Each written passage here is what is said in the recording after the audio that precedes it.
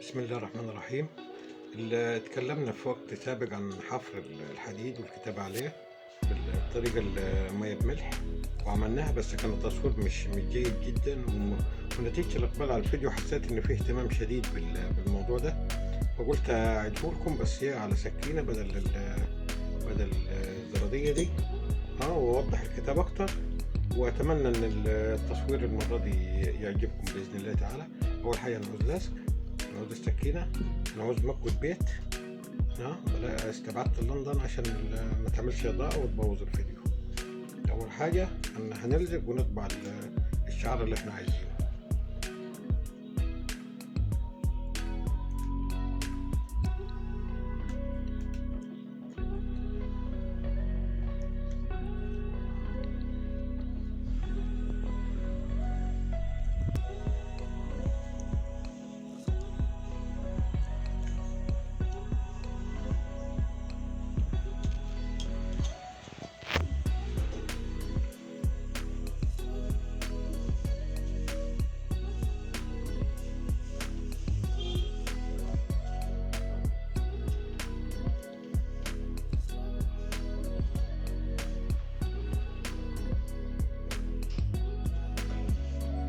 نفرغ بالقطر.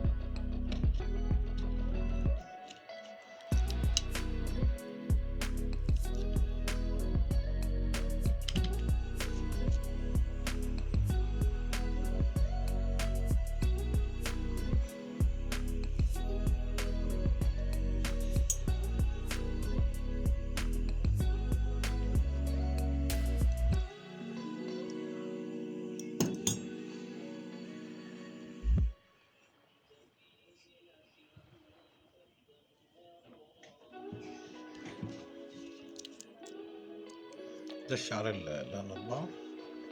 هنعمل نفس الخطوات بالمكوى ومسحوب ملحي، وان شاء الله خير باذن الله. هرتب التوصيله واشرحها لكم دلوقتي. جهزنا كل حاجه. ادي فيشه المكوى اهي، حطيناها في باريزه وصلناها بمفك اللي في هنا المحلول الملحي. هنا المحلول الملحي في الكوبايه دي، والطرف التاني رايح على الفيشه، وطرف الفيشه التاني رايح للسكين. بدأ مصدر الكهرباء، وهنبدأ بإذن الله الرحمن الرحيم. بإذن الله.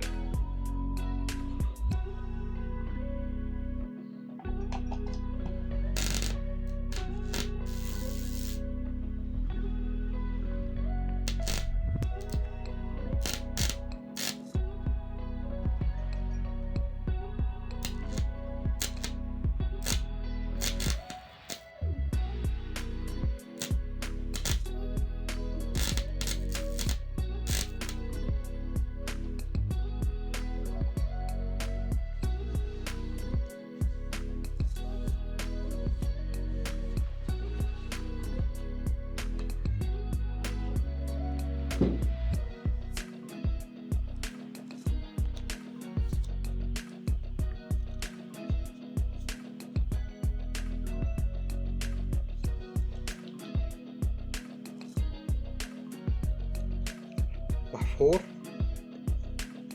ادي السن باين في ضفري، بس هي الشعرية اللي في النص دي اللي فرقت.